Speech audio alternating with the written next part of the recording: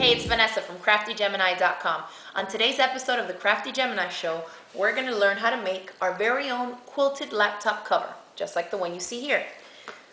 We completely quilt the fabric. We also add the binding to it. Let me show you what I have inside. I've made this one to fit my netbook, which is a mini laptop, and I made it wider so that it fits the netbook itself and also the charger right here. Now, the cover that I'll be teaching you how to make, the important part is that I'm going to walk you step by step on what measurements you need to take so that you can customize this cover to fit any size laptop. So it won't just be for a netbook. As a matter of fact, this doesn't even have to be for a laptop. If you're going to a meeting, maybe you want to throw in a notepad, a pen, paper, your keys, and a cell phone, this would be a great little mini purse to take with you. For the closures here, what I've gone ahead and done is added some plastic snaps that I purchased from one of our sponsors. They've been kind enough to donate to us 200 white snaps and a complete snap plier starter kit. And I'm actually going to be giving these away for one of you lucky winners out there. To find out when this giveaway will be posted, make sure you visit www.craftygemini.com, click on the blog tab, and go ahead and subscribe and follow our blog so you can get an email letting you know when our latest giveaways have been posted. If you don't want to wait for the giveaway, on the blog page, you can look on the right-hand side. We have our sponsors listed there, and there'll be a button. As soon as you click on it, it'll take you straight to their website, so you too can order your snap pliers and snaps. Now, going back to our quilted laptop cover, let's get started. First thing I have to do is to draw out the shape of my laptop, which you see here, a rectangle. Now we need to take some measurements so that we know what seam allowances to add to the sizes of the fabric that we're going to cut. So first I'm going to take the length, and that's 7 1/4 inches, and I've already jotted that down there. Then we're going to take our width, and I'm going to try to find the widest point, okay, which is about here, and that's about 10 1/4 inches, and I've also written that down here. And now the height, okay, notice I have a battery that sticks out right here, so you always want to find, whenever you're taking these measurements, what is the fattest or the widest part, so that you'll make your case big enough to fit that part, or else it won't fit. So here, including that bulk of the battery you see is about 1 1/2 inches, and I've jotted that down there as well. Now let's figure out what sizes we need to cut our fabric. From the measurements that we took of our actual laptop, we have 7 1/4 inches for the length and 10 1/4 inches for the width. Whenever you're making a customized pattern like this, you always want to estimate up, because when you're cutting out your fabric, it's easy for you to trim away if you have too much, whereas if you cut your fabric pieces too small, you won't be able to add on extra fabric, okay? So what I'm going to do here is estimate up, like I said. So for the length, instead of 7 1/4, we'll roughly estimate at 7 1/2, and for the width, we'll go up to 10 1/2 as well. To make the actual laptop case, this is the pattern that you're going to need. To show you, so you have a better idea of what the case is going to look like, here's a little coin purse that I've made. And this is the basic pattern of what the case is going to look like. It's going to be like an envelope like this, where you'll slip in the laptop and the flap will close it over like that. So in order to get that, we need one long continuous piece that gets folded up, okay? And this is what you get here. And so this little pocket with this fabric and this one is basically the size of the laptop times 2. So here you see the entire rectangle, and I've estimated that this would be maybe one side of the laptop, and so doubled up again would be here. So we have the length of what this would be, 7 1/2 we said, and doubled up another 7 1/2 up here, and then this bit you see up here is for the flap, okay? So you see the flap is about half of the entire length of this other piece. So I estimated half of the 7.5, which is 3.75. When we add up all these lengths, we get 18.75. So this whole entire continuous piece of fabric is what we need to have for the length of our laptop case. Since I said I had 18.75, I'm going to go ahead and add an extra inch added onto this number for seam allowance. So the final number we end up with is 19.75. That's the length. Now for the width, we originally came up with 10 1/2, okay? Now we need to add, remember back here where I said the height of the actual laptop? Remember the battery part in the back? The actual height was 1 1/2 inches. So we're going to go ahead and add 1 1/2 plus 1 1/2 is 3. So we're adding 3 to this 10 1/2. And then again, go ahead and add an extra inch for seam allowance. So the total you're going to end up for the width is 14.5 inches.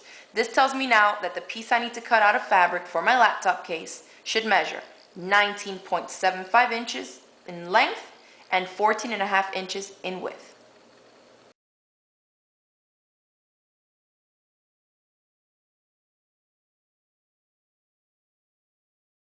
Now, in order to quilt this, you see the fabric slides around.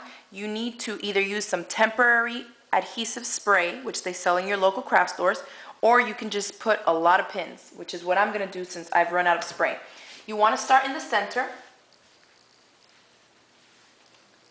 and just start pinning towards the outside. I'm going to put quite a few pins around here, okay, maybe about 10 or 12 to hold this in place. I have my fabric sandwich here with the felt on the back completely pinned.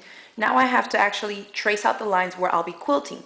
You can use free motion designs. In this case, I'm going to use my chalk and a ruler and just draw some straight lines. Real simple quilting, okay? Anybody can do this. Notice I'm not measuring how far apart I'm making them. I'm just going to roughly estimate them just like that and just trace some lines all the way across. I've selected a straight stitch, and as you can see, I'm not starting on either end. I'm going to start in the center, and that's going to anchor down the two fabrics right down the center.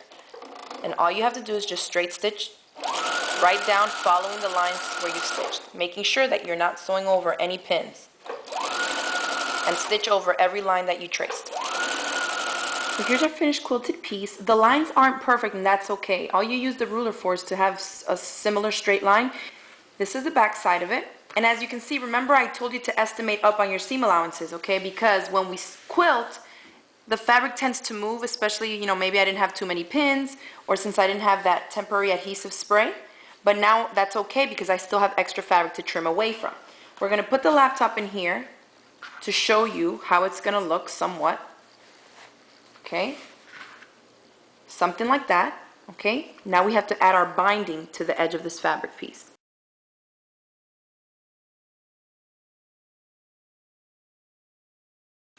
I've put a few pins in here, and this is where we'll be stitching. I'm going to go to my machine and stitch right in here alongside the inner edge of that binding on both sides. The next thing you have to do is to tap your closure. If you don't have snap pliers or snap press or anything, you can just attach some Velcro here. You can even do a buttonhole, whatever type of closure you want. In this case, I'm going to attach some of my snaps. And so I'm folding over the flap here to see where exactly I want it to lay. And that seems about right.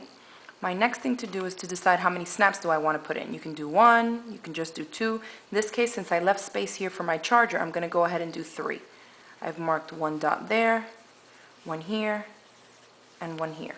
After we have our marks on here on the flap, we want to mark down here, okay, where the snap is going to connect. And in order to do that, I find that the most precise measurement is doing it like this. Line up the flap where you want it, and put your measuring tape at the bottom of this circle. Put my finger right here on the edge where I want it to end, and when I remove this flap, that's the exact measurement that I need. And so I'll draw my mark right there. Now decide whether you want the stud or the socket to be on this bottom side. I'm going to put the socket. So what you need to do with your awl is in that center of that mark that you made is punch a hole. Make sure you don't go through that back layer, just through there.